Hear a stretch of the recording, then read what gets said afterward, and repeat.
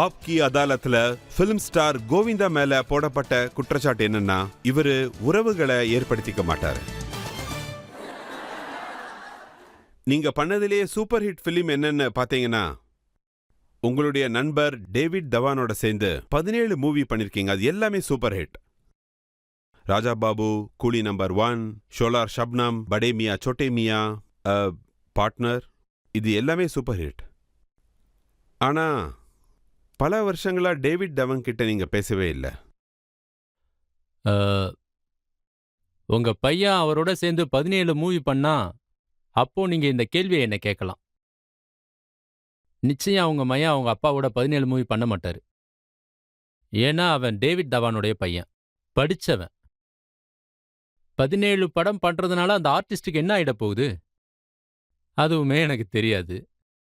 இத அவங்க அப்ப என்ன சொன்னாங்கன்னா, சஞ்சய் தத் ஒரு பஞ்சாபி. நான் அந்த நேரத்துல நிறைய பஞ்சாபிங்களுக்கு வேலை கொடுத்துட்டு இருந்தேன். எங்க இருந்தோ நிறைய பஞ்சாபிஸ்லாம் வந்தாங்க. அவங்களுக்கு எல்லாருக்குமே நான் வேலை கொடுத்தேன். அப்படிதான் டேவிட் தவானும் வந்தாரு. ரொம்ப நல்லா செட் ஆயிட்டாரு. நான் என்ன நினைச்சேன்னா, இவரால நிறைய படம் ஹிட் ஆகும்னு நினைச்சேன். நிச்சயமா இவர் கூட சேர்ந்து நிறைய படம் பண்ணணும்னு நினைச்சேன். நான் அவர் கூட ரொம்ப நல்லா பழகிட்டு இருந்தேன். சொந்தக்காரங்க கிட்ட கூட அப்படி இருந்தது கிடையாது. அப்படி இருந்தேன். என்னோட அண்ணன் ஒரு டைரக்டர். நான் அவர்கிட்ட கூட 17 படம் பண்ணதில்ல. அப்போ அவருக்கு என்ன பிரச்சனைன்னு எனக்கு தெரியாது. ஆனா அவர் கூட சேர்ந்து 17 படங்கள் முடிச்சதுக்கு அப்புறம் நான் சஷ்மே பதோரோட சப்ஜெக்ட் சொன்னேன். அப்புறம் அந்த ப்ராஜெக்டை ரிஷி கபூர் கூட ஆரம்பிச்சிட்டாரு. அதோட ஷூட்டிங் நடந்துகிட்டு இருக்கும்போது அப்போ நான் அவருக்கு கால் பண்ணேன். அவரு, நான் என்ன பண்ணிக்கிட்டு இருக்கேன், நான் என்ன சொல்லிக்கிட்டு இருக்கேன் அதை நீ கேளு. அட நான் எதுக்காக கேட்கணும்? நீ என்ன பண்றியோ அதை நீ ஒழுங்கா பண்ணு அப்படின்னு நான் அவர்கிட்ட சொன்னேன். ஷூட்டிங்கும் ஆரம்பிச்சாச்சு. இதை பத்தி இங்க டிஸ்கஸ் பண்ண வேணாம்னு நான் நினைக்கிறேன். நல்லா படிச்சிருக்காங்க, நல்லா புத்திசாலி. ஆனா அப்போ என்னுடைய செக்ரட்டரி அங்க இருந்தாங்க. அப்ப நான் பாலிடிக்ஸ்ல இருந்து வெளியே இருந்ததுனால கொஞ்சம் மாறி இருந்தேன். இவன் என்ன சொல்றான்னு நான் கேட்கணும். போனை ஸ்பீக்கர்ல வைங்கன்னு நான் செக்ரட்டரிட்ட சொன்னேன். நான் அப்படி சொல்லிட்டு இருக்கும்போது டேவிட்டோட போனு ஆன்ல இருந்துச்சு. போன்ல இருந்து நான் என்ன கேட்டேன்னா, சீச்சி நிறைய கேள்விகள் கேட்குறான். அவன் இந்த கேள்விகள் கேட்கறதுனால அவன் கூட வேலை பார்க்க விருப்பம் இல்லை அப்படின்னு சொன்னாரு. ஏதாவது சின்ன ரோல் கிடைச்சா பண்ணிக்கட்டும் அப்படின்னாரு. அந்த விஷயம் எனக்கு ஆழமா பதிஞ்சிருச்சு. அதுக்கப்புறம் நானும் ஒர்க் பண்ணக்கூடாதுன்னு முடிவு பண்ணிட்டேன். 4-5 மாசத்துக்கு பேச வேண்டாம் அப்படின்னு முடிவு பண்ணிட்டேன். 4-5 மாசத்துக்கு அப்புறம் நான் திரும்பவும் ஃபோன் பண்ணேன். சரி வாங்க ஒரு கெஸ்ட் அப்பியரன்ஸ் கொடுக்கலாம் அப்படின்னேன். மனசுல இருக்கிற ஆசை இருக்கு இல்லையா?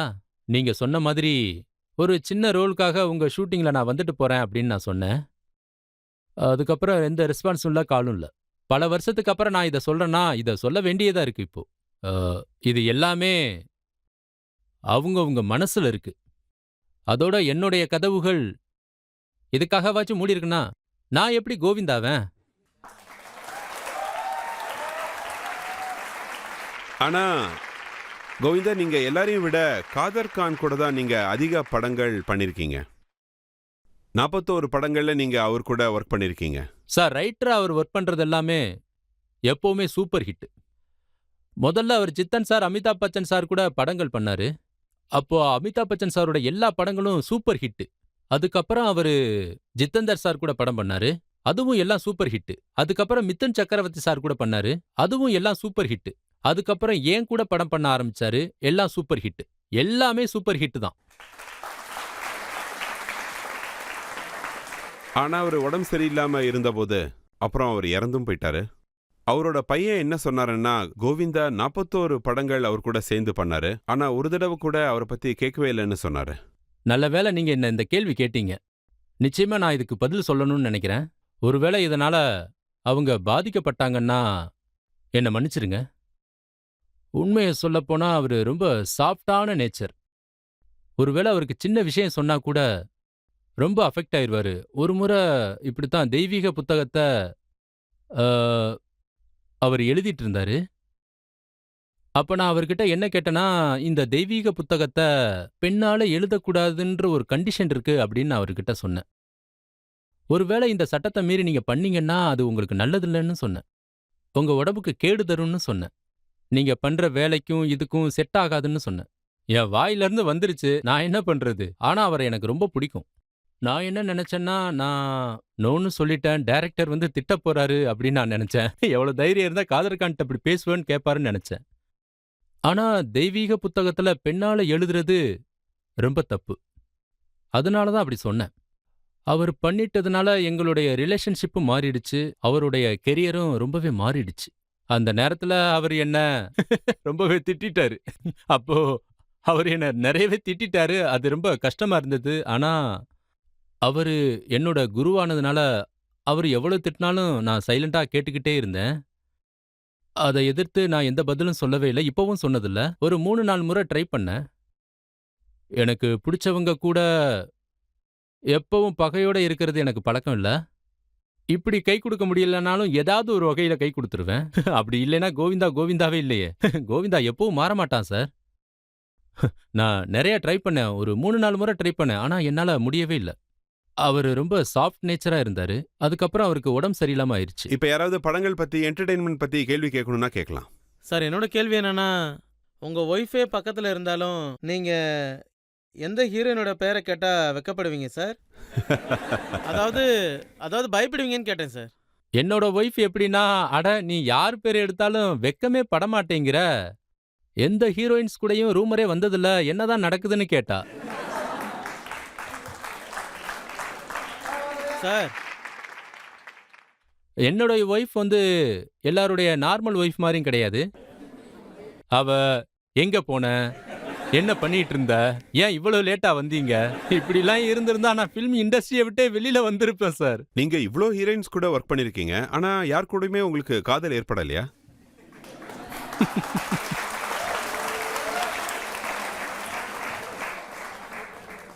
இதையெல்லாம் நேரடியா சொல்ல முடியாது சார். சுனிதா பார்த்துட்டு இருப்பா.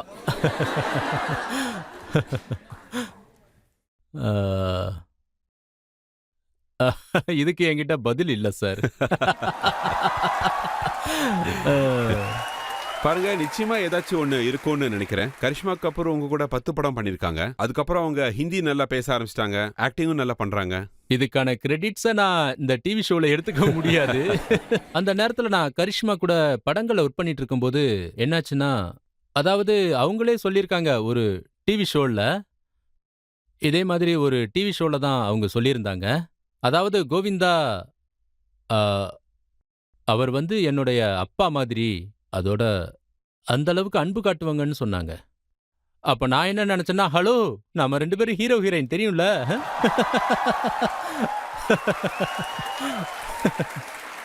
நான் என்ன சொன்னேன்னா, நான் ஒன்றும் உன்னோட அப்பா இல்லம்மா. நாம எவ்வளவு ரொமான்ஸ் பண்ணிருக்கோம். மக்கள்லாம் பார்த்தா என்ன நினைப்பாங்க. சோ ரொம்ப தன்மையானவங்க, ரொம்ப அப்பாவி, ரொம்ப புத்திசாலி. அது மட்டும் இல்ல, ரொம்ப ஹார்ட் ஒர்க்கான பொண்ணு அவங்க. ஓ! அவங்க இவ்வளவு பெரிய குடும்பத்துல இருந்து வந்திருக்காங்கன்னு சொன்னாங்கன்னா, அதை யாருமே நம்ப மாட்டாங்க. இப்படிலாம் இருக்காங்களான்னு யோசிப்பேன். உங்களோட பெஸ்ட் கோஸ்டார்னா நீங்க யார சொல்வீங்க?